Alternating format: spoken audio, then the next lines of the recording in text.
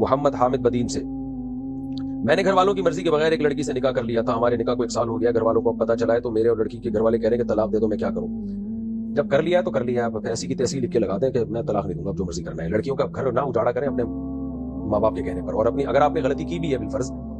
اول تو ماں باپ کو اعتماد میں لے کے شادی کرنی چاہیے تھی، لیکن اب کر لی ہے تو اب کر لی ہے، اب شوہر بن کے دکھائیں اس عورت کا اور اس بیوی کا اپنی، آپ بولے میری بیوی ہے، جو بیوی تو انسان کی سب سے بڑی ایک امانت ہوتی ہے،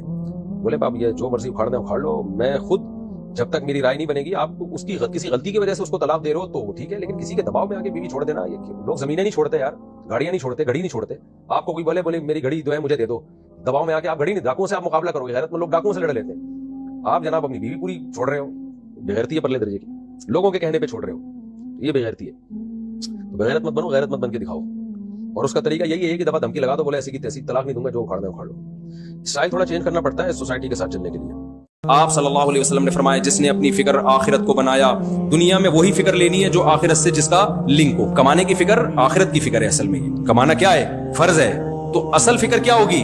آخرت۔ تو آپ صلی اللہ علیہ وسلم نے فرمایا اللہ اس کی تمام فکروں کو سمیٹ دیتے ہیں ایک فکر میں، تو بتاؤ جس کی ایک فکر ہو، زیادہ فکریں ہو وہ سکون میں ہوگا، یہ ایک فکر والا سکون میں ہوگا۔ جعل اللہ غناہ فی قلبی، دوسری بات اللہ اس کے دل میں غنا پیدا کر دیتا ہے، غریب ترین ہو کے بھی وہ اپنے آپ کو کروڑ پتی سمجھ رہا ہوتا ہے، کیونکہ اب اس کی فکر دنیا رہی نہیں ہے۔ اور تیسری بات اتتہ الدنیا وہی راغمہ، دنیا اس کے پاس آئے گی ناک رگڑتے ہوئے، ذلیل ہو کے آئے گی۔ اور فرمایا من کانت الدنیا ہمہ،